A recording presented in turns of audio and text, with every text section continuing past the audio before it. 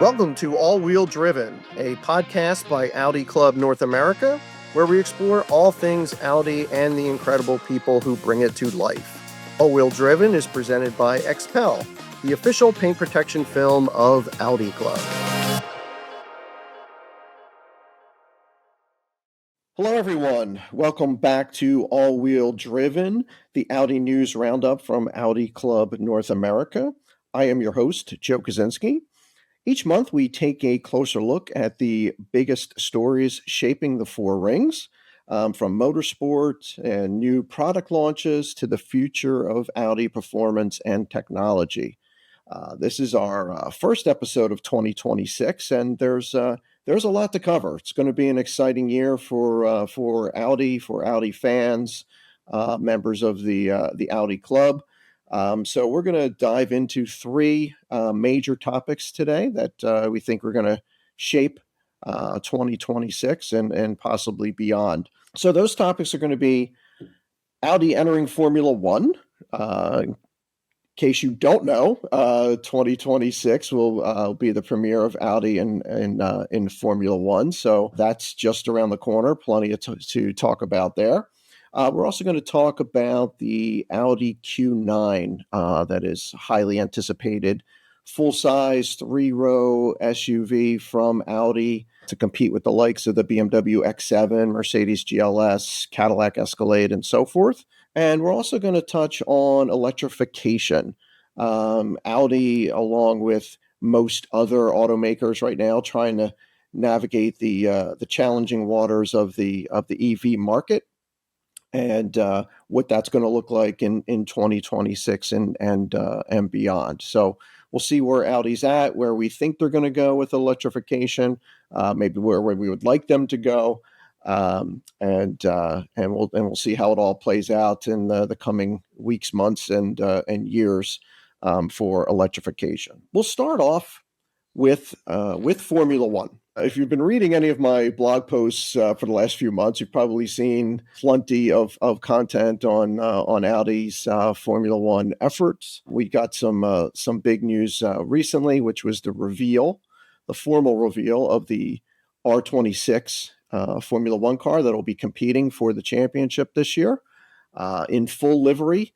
Was revealed in Berlin, and it was exciting to see the actual car in all of its glory just before formal testing begins. So at the end of January, there'll be private testing at the Barcelona track. And then there's going to be two more public test sessions in Bahrain, February 11th to the 13th, and then the 18th to the 20th will be test two. Before the opening weekend in Melbourne, Australia, in the first weekend of March. Audi, obviously brand new to Formula One, but not brand new to racing, right? Audi's got a long, rich motorsports history. And while Formula One is a whole different kettle of fish, as they say, we do expect some great things from Audi eventually, and they expect some great things themselves. But they're going into it with realistic expectations. Yes, they've won at Le Mans, they've won Dakar, they've won World Rally Championships, but they haven't turned a wheel really in Formula One yet, and they're going against some legendary teams: McLaren, Mercedes, Ferrari, and so forth. And other newcomers like Cadillac that'll be joining the grid in 2026. The official statement from the Audi team is that they want to compete for championships in 2030, which to some folks might sound like, hey, that's a long time away. Why not compete right off the bat? There's a steep learning curve even for organizations such as Audi to come in and fight for the top step of the podium right off the bat. There's a lot to learn, and I think it's wise of them to set a realistic expectation of a 2030 target. I think if they came out this year and said, hey, we're going to compete against McLaren and Red Bull for the championship in 2026, And they didn't achieve that, even if they finished fourth or fifth in the championship, which would be a heck of a result for their first year. It would come off as a disappointment if they said that they really thought they would compete for the championship. So I think it's wise to give themselves a few years. Always better to kind of underpromise and overdeliver, right? So maybe they will do better than that. Maybe they will actually compete. But I think the smart money is on them, especially in 2026, treating this as kind of a learning season, a learning year. Formula One's unpredictable, right? For those who have been Formula One fans since before the days of Drive to Survive, you might remember the Braun GP team in 2009, kind of a similar circumstance. They took over the Honda team, whereas Audi's taken over Sauber. They took over the Honda team after Honda pulled out from the global financial crisis in 2008, if you remember. 2009 was their first and only year, and they went out and they won the Drivers' Championship and the Constructors' Championship. Not saying that's going to happen for Audi. I think that would be a stretch. Stranger things have happened, right? But realistically, if they're out there, if they at least have a competitive car in this first year, if they're able to have a reliable car, I think that's a win. They can collect as much data as possible, complete as many laps as possible. Will they be competing for podium finishes? We don't know. Maybe they'll get lucky in a couple races. Sometimes rain is a great equalizer. You get some wet races in there. You never know what happens. But I think as long as they're reliable and they start showing maybe a little bit of improvement throughout the year, that would be a win. Some other newer teams, haven't had that kind of luck. And you look at the Haas F1 team. They started in 2016, so they've had 10 years, and now in 2026, and their best finish was fifth back in 2018. So they haven't really shown that improvement. So we certainly hope for better from Audi if they're truly competing for championships. 4 years in to their Formula One experience. I think that's something that we would all be excited about. Certainly the Audi F1 team would be excited about it. 2026 is a great season for them to join. For those that don't know, Formula One has almost completely rewritten the rule book for 2026. The sporting regulations are much different than they were last year. The cars themselves, smaller, lighter, more aerodynamic. The way the power is delivered is significantly different. There's less power coming from the internal combustion engine, more power coming from the electric motors. The active arrow is on the cars now. There's a boost mode. There's an overtake mode. It's a very different season, very different set of rules, which makes the playing field a little bit more level for the newer teams such as Audi that are going out there. Audi can innovate and win races, right? When you look at Le Mans, Audi was the first team to win Le Mans with a diesel-powered car. They were the first team to win with a hybrid-powered car. They certainly know how to win races, especially with newer technology. And we're going to see a lot of that newer technology on display on the F1 grid in 2026. The Audi team has said repeatedly that they are committed to making a serious run at this. I don't think this is a case where they're going to go out, wave their little Audi hats, to the fans, and be happy, sitting in the paddock and being back markers season after season. I don't think that that's what they're about. Nothing in their history has suggested that. I think they are taking this completely seriously and really want to compete on the world's biggest motorsport stage with the top teams and the top drivers in the world. And we wouldn't expect anything less than that. What does that mean for Audi as a brand, for Audi's, street cars, for Audi fans? Well, it should energize all of that, right? You see the car, competing out on the track. It's got to inject, some life into Audi. Formula One has become more and more popular in the United States. I mentioned earlier, the Drive to Survive series on Netflix. That's been a big boost. More and more folks are following the sport, and I think that is going to help the Audi team. They have said that they want to, focus on a performance-driven, efficient, and innovative culture, and that's from Formula One, and that is also for their street cars and the road cars going forward. So I think we're going to see, some overlap there, some similarities there. You see that already in the way the team outfits look, what the livery looks like on the car. It's clean, it's sharp, it's efficient, and it's something that's going to carry over, I think, to the road cars. Right? You look at the Audi Concept C, kind of the same thing, right? Efficient, clean.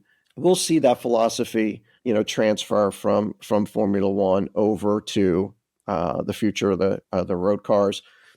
And I think that'll be a welcome sight for a lot of Audi fans to see that new bolt of energy. If they win some races, even more so, right?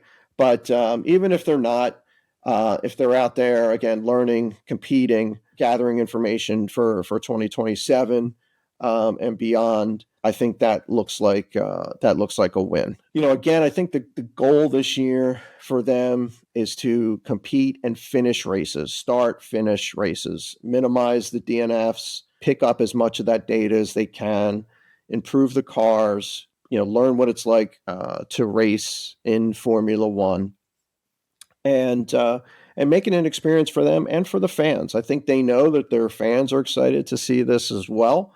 They want to make this an immersive experience for everybody. We're certainly excited to see it. The first race is really just over a month or so away. It'll be here before we know it, and then we'll can stop speculating and finally see the car, competing against its rivals on the track. And then, the more success they have, obviously, the better for the brand, better for the fans, and everyone. So, going into the season, I think we should go in with, as Audi says, with some realistic expectations. Let's not, as much as we want them to go out there and win the first race and the second race and the third race, probably not going to happen. But if they're out there, if they finish the first race, if you see the lap times improving and their teams competing, I think that's a win for them and a win for everybody. So it's going to be fun to watch. A lot of races this year, starting in early March. We'll certainly be talking about it quite a bit more, I'm sure, on future all-wheel driven podcasts. I will continue to write about it all year long, so look for that. It'll be an exciting time. 2026 Formula One and Audi. So that's one big thing that I think we're all excited about for the new year. The other thing we wanted to touch on today is the new Q9. A lot of hype about the Q9, even though it's not an R8 replacement by any means, or the sportiest car in the Audi lineup. There's still a lot of buzz about it. The Audi Q9, of course, is going to be their biggest SUV ever. It's going to be a full-size 3-row SUV. It's going to compete with the Cadillac Escalade, the BMW X7, Mercedes GLS, the Range Rover, vehicles like that, which are A, very popular, and B, very profitable for those companies, right? The Cadillac Escalade itself pretty much carries Cadillac right now. Audi could certainly use a boost in sales. There's no question about that. The Q9 that we hope to see, we've seen some spy shots of it. We hope to get a reveal maybe later this year. We think that has the opportunity to really be a sales hit for Audi, which is something that they definitely could use. It's going to be a proper 3-row vehicle. Q7 is great, but one knock about it is for the folks that are looking for to utilize a full 3 rows. Gets a little tight in the back of the Q7. I think the Q9 will alleviate that and give everybody in all rows all the space that they need. It'll be their top flagship SUV, right? So it'll have all the luxury features that you would expect in a top line Audi. It will have plenty of space for everybody, plenty of amenities, all the technology. And as far as power, we don't know. It will be built on the premium platform Combustion architecture. So that means, at least initially, that it will likely have an ICE component to it, right? So whether it's hybrid, V6 hybrid, potentially a V8 hybrid, if maybe they come out with an SQ9,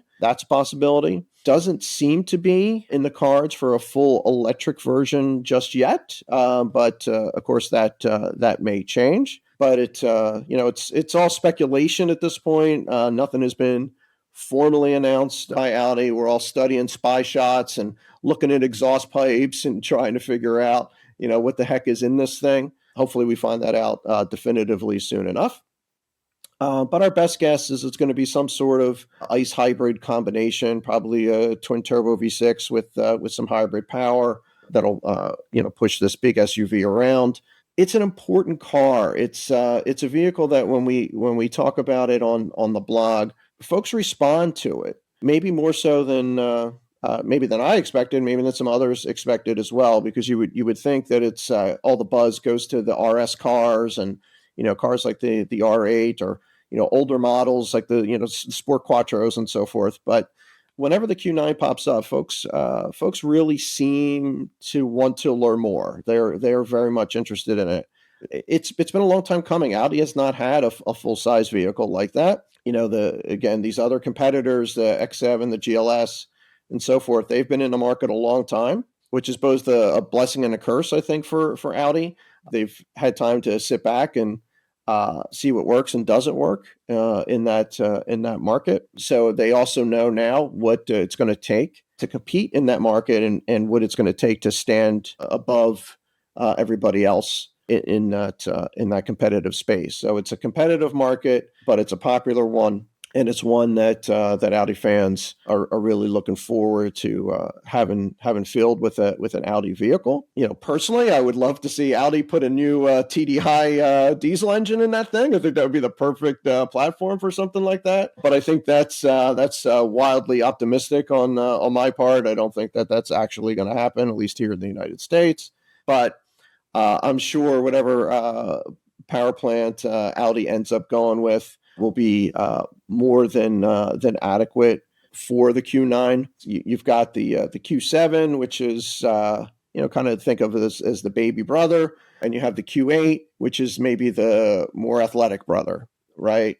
And this is going to be at least in regular Q9. We'll see if there's an SQ9 that dials up the sporty quotient a little bit, but just speaking from the regular Q9 perspective, it's not going to compete necessarily with speed and setting lap times, but just in its other capabilities, right? Can it fit the whole family? Will they be able to tow a boat to the lake with it, take it up in the mountains for a long weekend, ski trip type of thing? The folks that will it be able to tow a horse trailer, that sort of thing.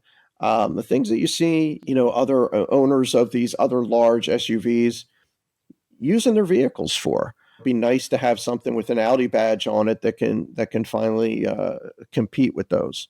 It will probably have a similar design inside than what we see in the new Q3, Q5 models. Obviously, just expanded and larger. Probably will not have all the sleek styling details that we see in like the Audi Concept C. It's not quite going to be that, but we should expect the newer interfaces, the newer design that we see on the smaller, newer Audi SUVs to be carried over into the Q9. And I'm sure that they will come up with some sort of additional technologies or something like that to have the vehicle stand above those smaller models and have it differentiate itself in more than just sheer size. Although sheer size sometimes size matters. Sometimes the size is important, and folks just need that extra space.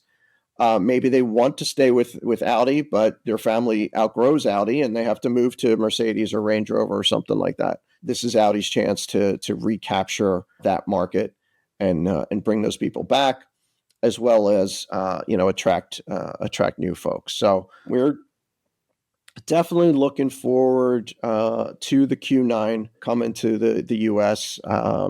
Again, there hasn't been anything official yet. We don't have any official release dates, any specs. All we have to go on this at this point really are some spy photos.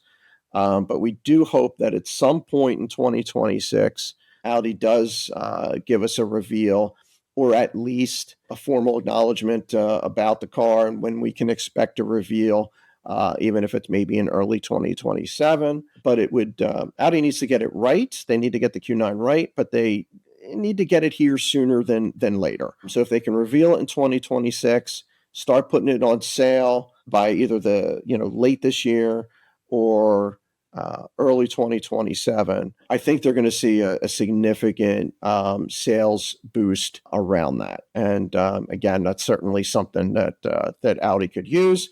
And look, the more Q9s they sell, the more profitable the company becomes, then the more they can invest into some of the other vehicles that we're all hoping to see from Audi on a sporty side of thing, and the RS models and so forth. So let's wait and see what happens with the Q9. But folks, are excited about it, and certainly we'll continue to share on the blog any additional spy photos that we get, and any formal announcements from Audi. So stay tuned. We'll keep everyone abreast on the Q9 situation, and hopefully we have some information soon on that. So that's the Q9. Beyond that, the other topic that we wanted to talk about today was electrification, a major topic among not just the Audi folks, but pretty much everyone. Right. I don't think you can, if you read automotive news, on a daily basis, I think you're going to see a story every single day about some automaker or another changing direction in their EV strategy. Whether it's Ferrari, Lamborghini, Porsche, to Ford, to Mazda. I think they're the latest. I think just yesterday or day before, they announced that they were delaying their EV SUV. It's a very different market right now than it was even just a couple years ago. A couple years ago, it looked like EVs were definitely going to be the way forward sooner than later. There were, government mandates in place, kind of in the U.S. and in Europe, that were going to work towards phasing out gasoline powered vehicles. There were, tax incentives for folks to buy EVs. That has changed, right? Those tax incentives, at least here in the U.S., have largely gone away. And some of those regulations, those government regulations, have been rolled back a bit and maybe rolled back further. As a result, there's not the pressure on the American people so much to have to feel like they have to get into an EV. There's a lot of buyers that aren't ready to make that leap yet, for whatever reason, whether they still have range anxiety, or they just feel that an EV doesn't have the emotion that a nice vehicle has.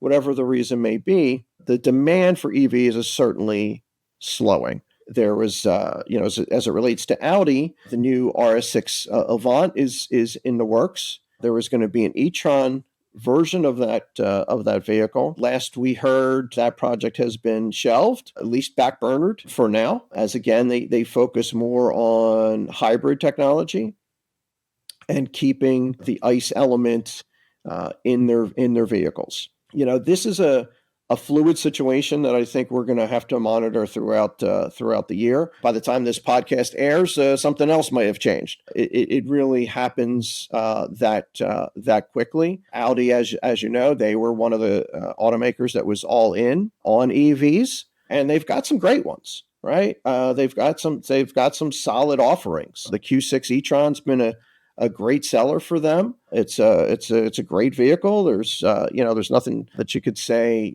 bad about the thing. It's a great car. They ride really well, but there's still that sentiment out there from a lot of folks. A lot of the early adopters have already bought their EVs, and The other folks, it's a little tougher to convince, and especially without the tax incentives, and especially without the government mandates, saying that they're going to basically have to go into EVs. Yeah, they're taking, the buyers are taking a wait and see attitude. So that's making everybody else kind of do the same thing, and it's costing some of these companies. Some of these companies are spending billions of dollars to revamp their lineup, rework their strategy from an all EV push to re-engineering some cars to have combustion engines. There's a number of manufacturers that are doing that right now.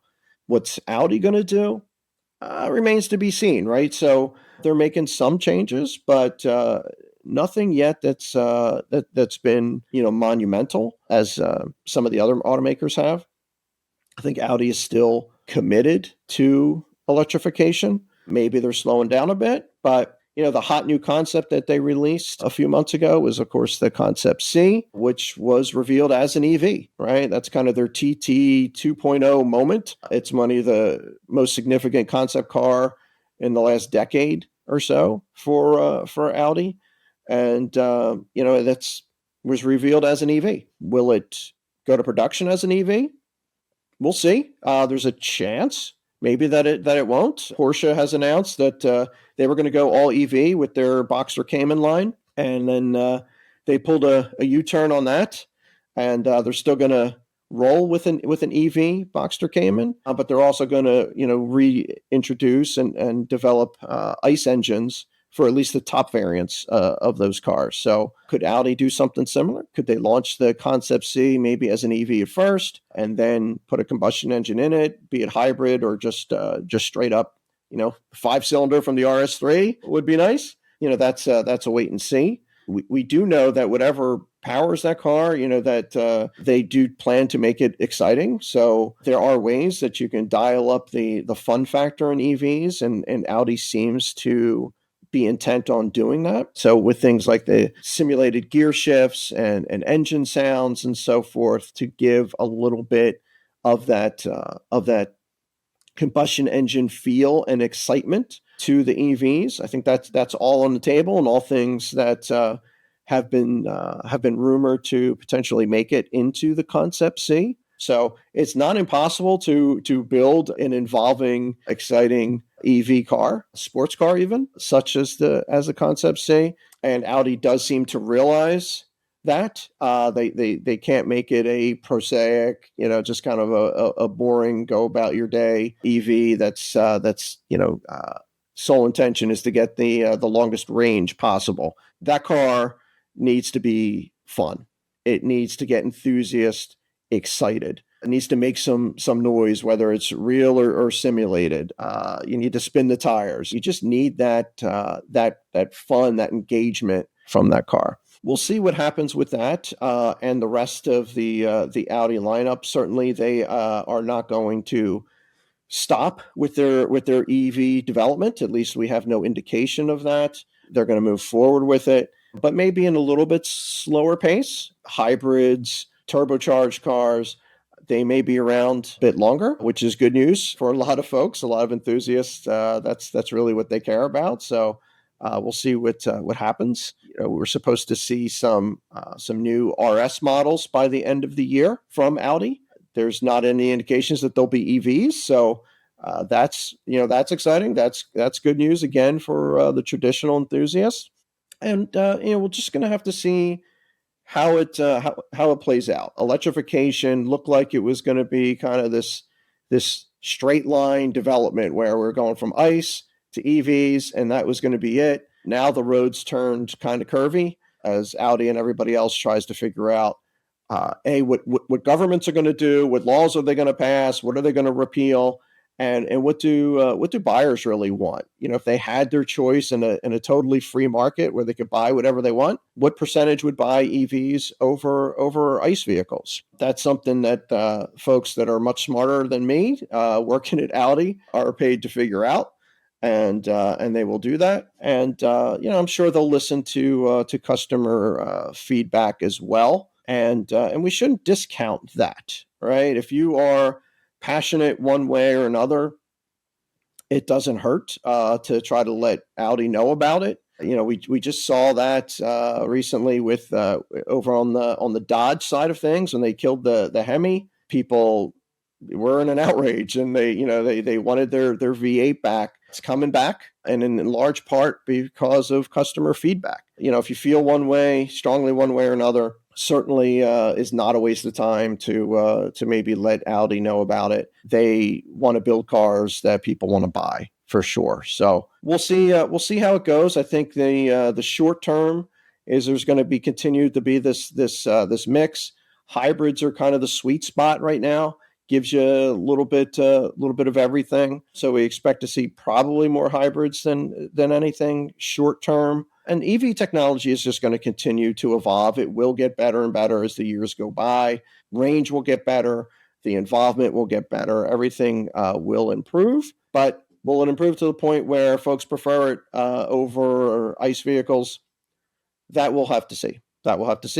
And that's something that Audi's going to figure out as well. So for the time being, be excited what you got. If you are a diehard 5-cylinder fan, I would say go out and buy yourself an RS3 right now. I wouldn't wait too much longer. Not sure how much longer the 5-cylinder is going to be around. It's just celebrating its 50th anniversary. Will there be a 51st anniversary? We don't know, but it's a great motor. So if you have the opportunity, I would suggest go out and get the car that you want before it's not an option anymore. That's another thing that we'll continue to monitor through 2026. It like I said at the outset, this is going to be an exciting year for Audi and for its fans between Formula One, new launches like the Q9, some RS cars at the end of the year, RS5s coming.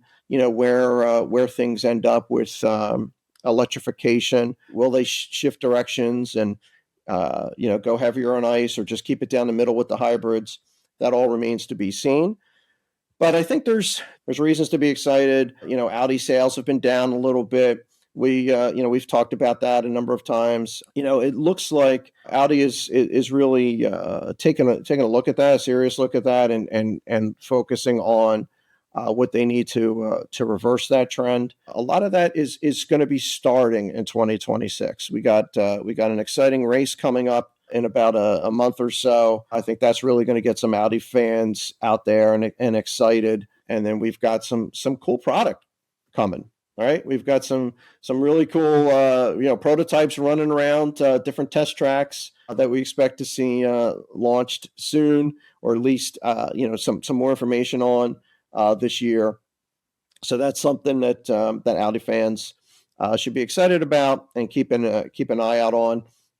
I'm sure we'll hear more on the Concept C. We'll hear more on these RS cars.